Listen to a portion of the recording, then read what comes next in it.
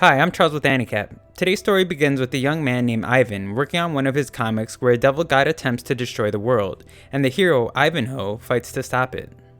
Later, at an excavation site, a mysterious explosion occurs, releasing projectiles of light.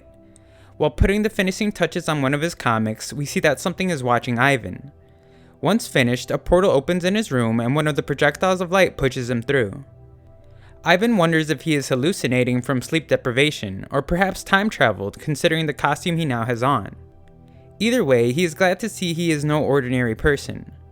A monster appears, but Ivan thinks he is not in much danger considering he is the main character. He is wrong, however, taking damage and only surviving because someone has come to fight the monster. Ivan is impressed by the man's strength and startled when their fight escalates. After a moment, he decides it's best to run away. As he does, a light projectile comes to his side and turns into a sword when he grabs it. Unsure of how to wield it though, he continues to run away. The mysterious man is shocked to see that Ivan is able to carry the sword while running and avoiding his attacks.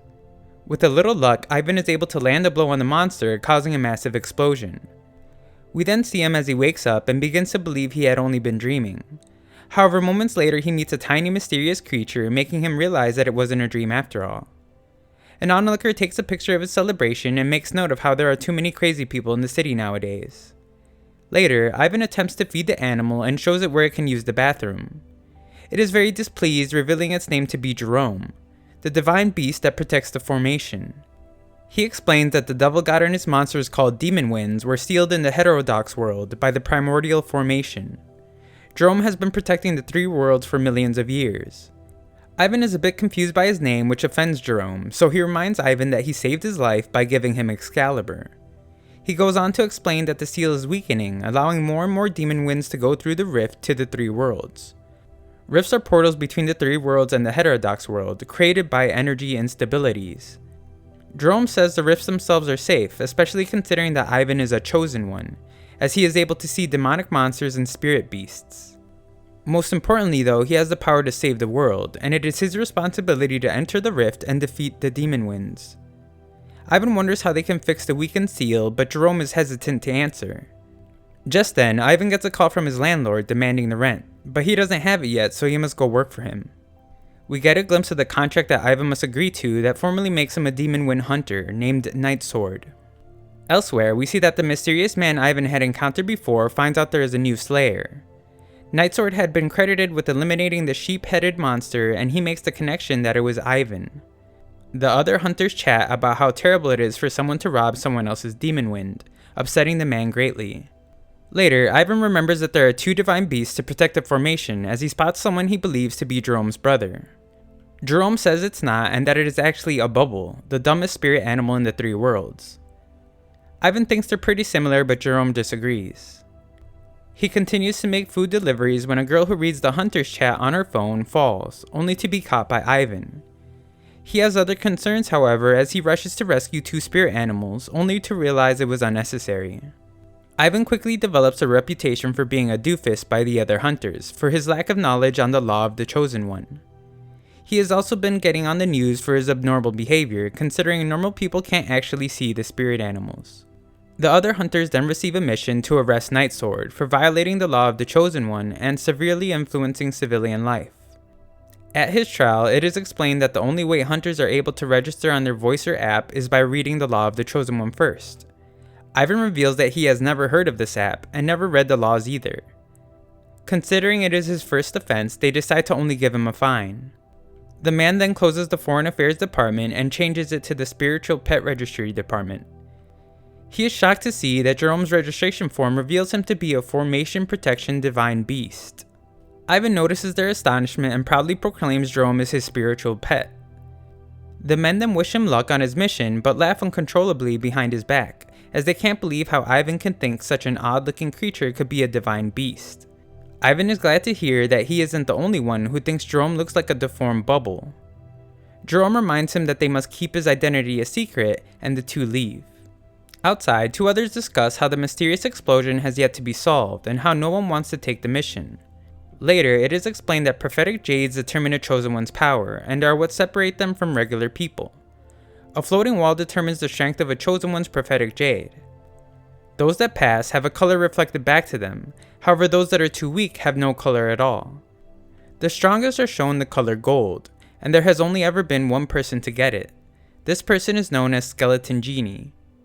Ivan wants to give it a try so he can show everyone his power, but Jerome says that those titles are meaningless. He is easily antagonized and begins his attack of the wall. Sadly, nothing happens, but Ivan is undeterred and uses his sword the second time around. Everyone is shocked as the wall begins to crack, and the director Seinen appears. Seinen is impressed by the accomplishment and reveals that Ivan is destined to become a great warrior. However, those watching begin to see through it as a hoax when Seinen gives Ivan the mission to solve the incident of the mysterious explosion. Ivan investigates the mysterious explosion as Jerome complains that his time should be spent killing demon winds and defending the world. Ivan explains that a batch of swords had been dug up from the excavation site a couple months ago and had always been bouncing in the showroom. However, once one of the ancient swords went missing, the bouncing stopped. Ivan wonders how the explosion could be related, and Jerome begins to sweat, thinking he figured something out. However, Ivan thinks the sword is actually trying to summon some evil force from under the ground. Elsewhere, we see that someone has managed to piece together the broken sword, which causes the rift to open and a demon wind to appear. The demon wind seems small and pathetic at first, but quickly changes. Its attacks are powerful, but Ivan seems to have much more strength than he realizes. His confidence grows quickly, and the demon wind begins to understand that the fight is heavily one-sided.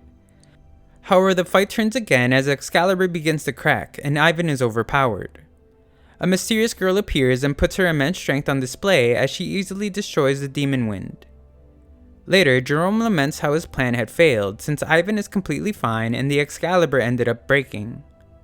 He reveals that he must sacrifice a formation spirit to repair the weakening seal, and that Ivan has such a weak prophetic jade but was the only formation spirit he could find. He continues to say that when Ivan had been teleported for the first time, the goat-headed monster ignored him, so Jerome gave Ivan the Excalibur to attract it. His plan to have Ivan defeated and used as a sacrifice to repair the seal seemed to be working, but Ivan somehow managed to defeat the demon wind. When Ivan arrives back home, Jerome is relieved to find he hadn't heard anything he said. However, Ivan has made the dramatically painful decision to find another way to save the three worlds and stop killing demon winds. Jerome is unconvinced and is willing to bet Ivan is just afraid to die. He is correct as Ivan begins to cry into his arms, and Jerome attempts to restore his confidence. Jerome says it was only a test from heaven, but Ivan doesn't believe it, requesting that if something so divine exists, then it should repair his sword. Just then, winds rampage his room and a green light repairs Excalibur. Jerome recognizes the light as it is similar to the one that transformed the crab monster. Elsewhere, it is revealed that Lu is the name of the man who helped Ivan. It is explained to Lu that the rift was opened by an ancient sword with glowing green light.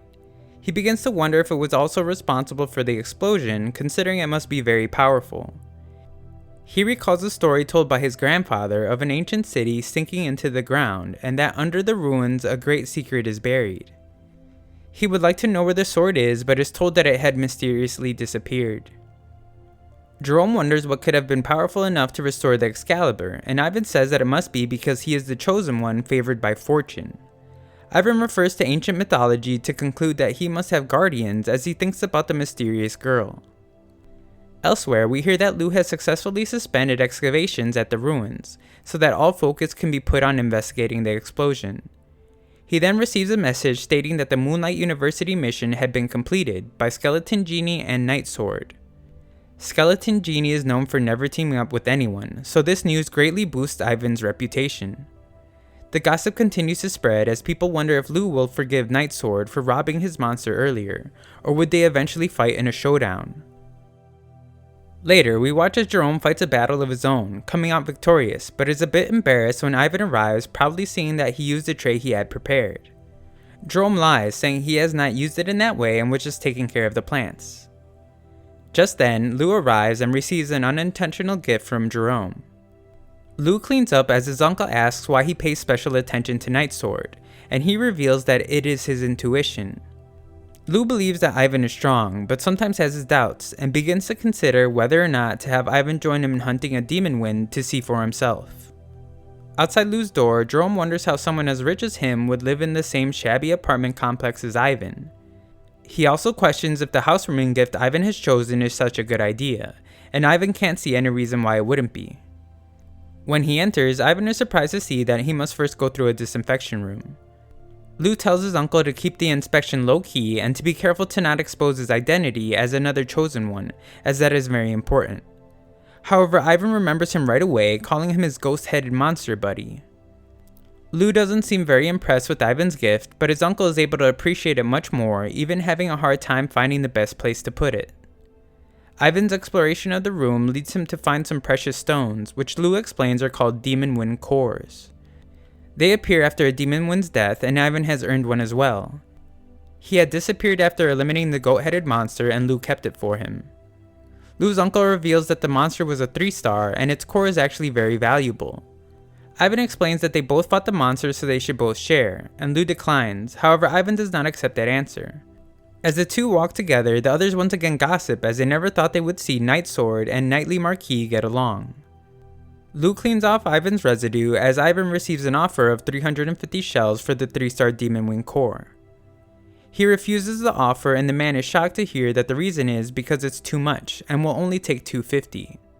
Lou jumps in, questioning the man's ethics, as he knows that a 2-star is worth at least 600, and the man relents, giving them 1,000 for it. Lou won't accept any money, so Ivan decides they should at least get a meal together, but for some reason he declines eating as well. An unruly man, unsatisfied with the food, throws it on the ground, and attacks a spirit animal for eating it. One of the servers protects it, and Ivan arrives to protect them both. He explains that humans and spirit animals deserve to be treated as equals. The man sees Knightly Marquis and runs away. Later, Jerome is even more skeptical of Lou now, since he was willing to hang around Ivan all day. Just as the day begins to wind down, they notice that another rift has appeared. The two enter the rift, and Lou explains that they must be careful as the monster that stands before them is an extremely dangerous 4-star Demon Wind. Thanks for watching part 1. If this video gets 10,000 likes, I will know you like the anime and will make a part 2.